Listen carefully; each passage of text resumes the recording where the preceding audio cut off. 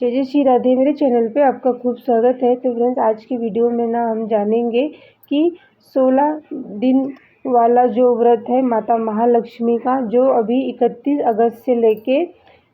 14 सितंबर को पूरा होगा, जो बहुत ही लंबा व्रत होता है। और इसमें जो व्रत है वो 31 अगस्त यानी रविवार को शुरू होकर रविवार के दिन ही 14 सितंबर को पूरा हो जाएगा। और फ्रेंड्स, इन दिनों का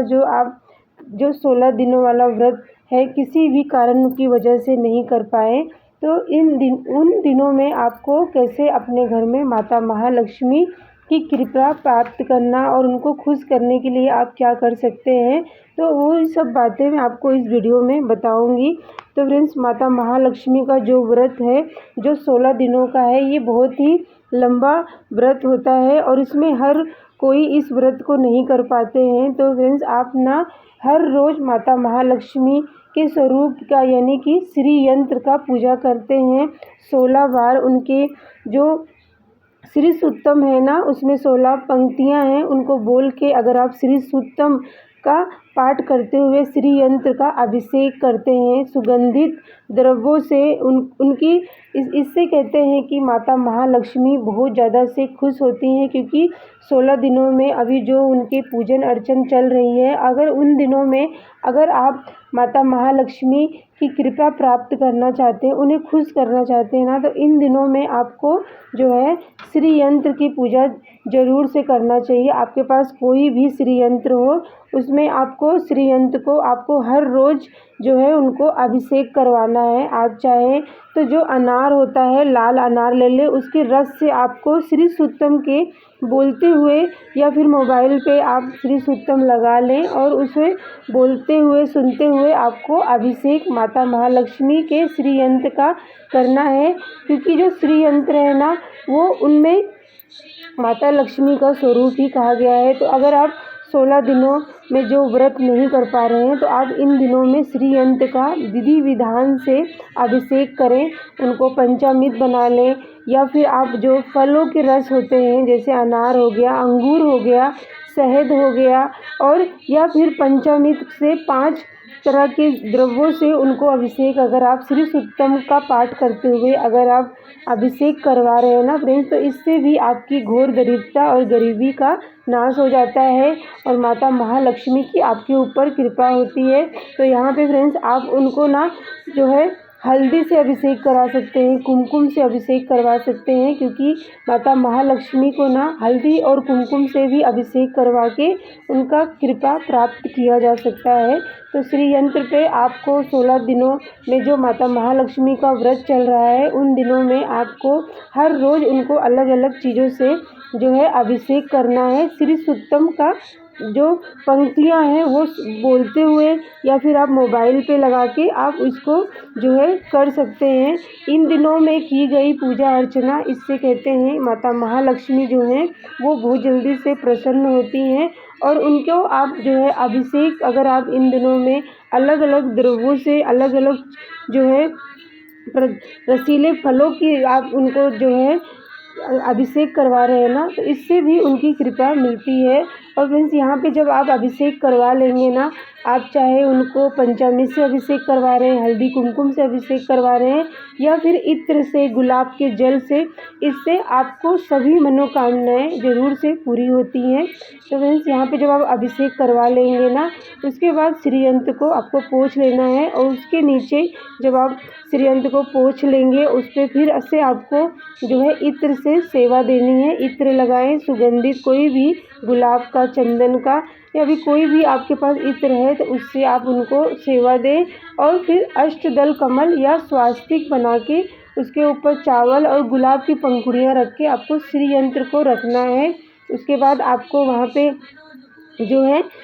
कलावा रूपी वस्त्र आप उनको पहना दें और यहाँ पे आपको कुमकुम से ना 11 बार जो है माता महालक्ष्मी को ओम श्री महालक्ष्मी देव्या नमः इस तरह से बोलते हुए कुमकुम भी चढ़ाना है। कुमकुम माता लक्ष्मी को बहुत ज़्यादा से प्रिय है, तो कुमकुम और हल्दी उनको तिलक करें। श्री यंत्र का जो ऊपर वाला भाग होता है, जहाँ पे बिंदु होती है, आपको वहाँ पे जो है अपनी 3 उंगलियों से छोड़ते हुए ओम श्री महालक्ष्मी देव्यै नमः इस तरह से बोलते हुए कुमकुम को छोड़ना है। और माता महालक्ष्मी को आपको कुमकुम से, हल्दी से आपका श्रृंगार करना है। उनको गुलाब के फूलों की पंखुड़ियों से भी उनका श्रृंगार करें और उन पे जो है चावल अक्षत आप चढ़ाते, कोई भी मंत्र का जाप करते हुए फ्रेंड्स आपको जो है हर रोज़ 16 दिनों तक ये पाठ रोज़ करना है। श्रीयंत्र को रोज़ अभिषेक करवाना है। और इसी तरह से फ्रेंड्स आप जब भी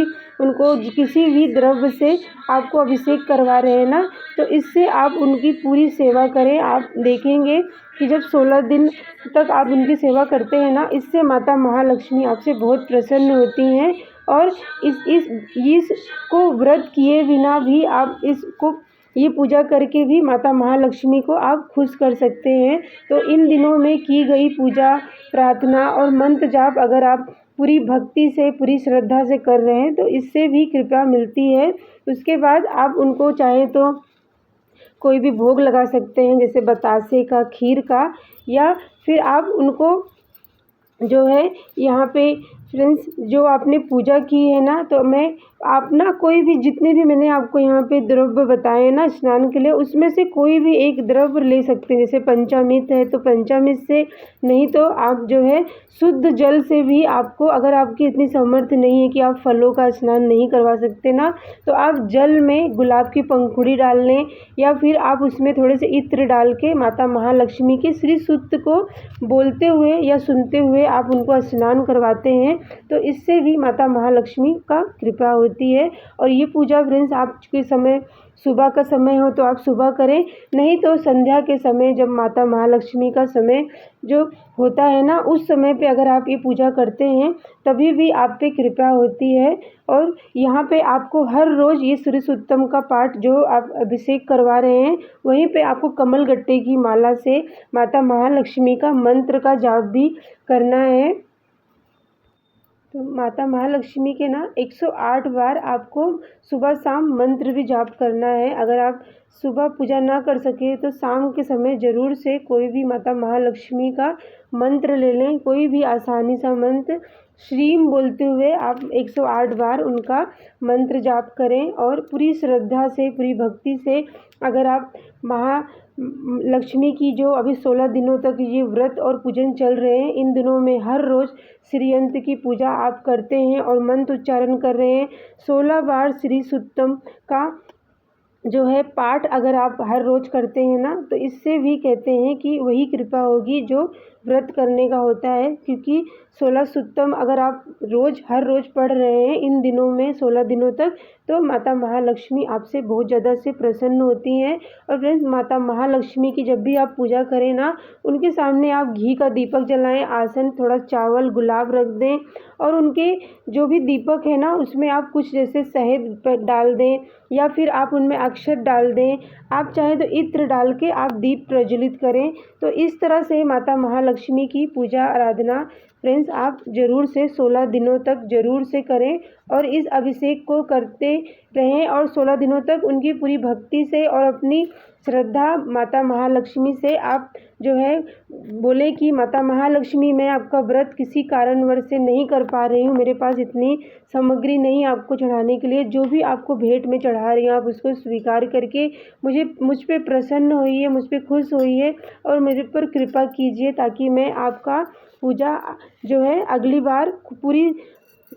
समर्थवान होके करूं। तो इस तरह से माता से प्रार्थना करके, और यहाँ पे फ्रेंड्स आपको माता महालक्ष्मी का अगर आप जो है हर रोज़ संध्या के समय या सुबह के समय आप हवन अगर करते हैं ना, सिर्फ घी से और शक्कर मिले हुए द्रव्यों से, मतलब शक्कर जो भूरा होता है ना उसको कुछ मीठा या मिश्री मिला के आप सिर्फ जो गाय का उपला होता है ना उसे माता महालक्ष्मी के सामने अगर एक एक बूंद जो है उनके मंत्र उच्चारण करते हुए भी अगर अग्नि में डालते हैं, तो इससे भी आपका घर जो है घोर दरिद्रता से ख़त्म होता है, गरीबी का नाश होता है और आपके घर में माता महालक्ष्मी की कृपा होने लगती है। तो फ्रेंड्स ये सब जो कार्य है ना,